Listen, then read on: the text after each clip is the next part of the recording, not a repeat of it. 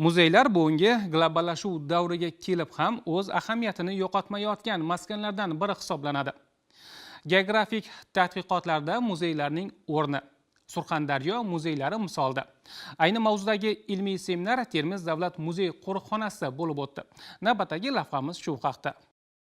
Muzeyshunoslik ilmi ilk bor Yevropada 15-16 asrlarda paydo bo'lgan. Tarixiy manbalarda keltirilishicha, bunga buyuk kashfiyotlarning ta'sir kuchi katta bo'lgan. Bugungi globallashuv davriga kelib, muzeylar o'z ahamiyatini yo'qotmagan maskanlardan biri hisoblanadi. Ular o'z navbatida tarixiy, moddiy, ma'naviy yodgorliklarni to'plovchi, saqlovchi, tahlil va targ'ib etuvchi ilmiy ma'rifiy muassasa hisoblanadi. Termiz shahrida bo'lib o'tgan ilmiy seminarda Surxon davlat qo'riqxonasi mutasaddilari, oliy ta'lim muassasalari professor o'qituvchilari, talabalar va muzey xodimlari ishtirok etishdi. Seminarda so'zga chiqqanlar asosan viloyatimiz hududida olib borilayotgan geografik tadqiqotlarning hozirgi kundagi holati, dolzarb muammolari va natijalari, Surxondaryoning istiqbolli dorivor, rezavor o'simliklari, vohada zaytun o'simligini intensiv texnologiyalar asosida yetishtirish kabi mavzularga alohida to'xtalib o'tishdi.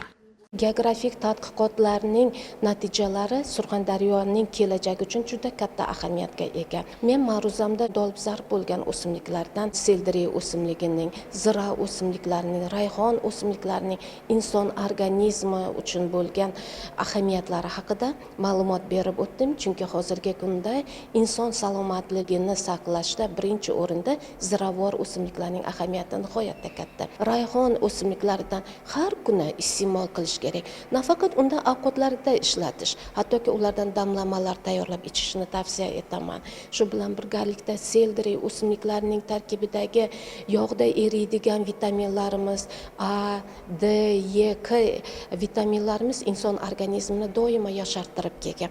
Shuning uchun ham bularni doimiy ravishda biz damlamalar sifatida oziq-ovqatlarda salatlarga qo'shib iste'mol qilishni men maslahat beraman. Seminarimizni o'tkazishimizdan maqsad rus olimlari hisoblangan geolog, geograf Ivan Vasilyevich Mushketov hamda botanika sohasida o'zini ko'plab ishlarni olib borgan Nikolay Vasilyevich Sorokinning O'rta Osiyo hududlarida olib borgan ilmiy ishlariga bag'ishlanadi. Ivan Vasilyevich Mushketov hamda Nikolay Vasilyevich Sorokinlarning ijodiy ishlari hozirgi kunda vohamizda nafaqat balki mintaqamizda faoliyat olib borayotgan barcha geograf, geolog, mineralog olimlarimizning ijodiy ishlarining poydevori hisoblanadi. Ko'hna va qadimiy Termiz asal-asaldan tarixchi, arxeolog va sayyohlarning diqqatini o'ziga tortgan manzillardan biri sanaladi. Tarixiy manbalarning guvohlik berishicha, Termiz hududida xorijlik olimlarning izlanishlari natijasida Amudaryo bo'yidagi tarixiy yodgorliklarda ko'plab qadimiy topilmalar o'rganilgan va bu o'z navbatida hududda muzeylar tashkil qilinishiga turtki bo'lgan. Seminarda vohamizda muzeylar tashkil etilishiga oid bo'lgan shu kabi ham qiziqarli, ham tarixiy ma'lumotlar berib o'tildi. Seminar so'ngida talabalar o'zlarini qiziqtirgan savollariga ma'ruzachilardan javoblar olishdi.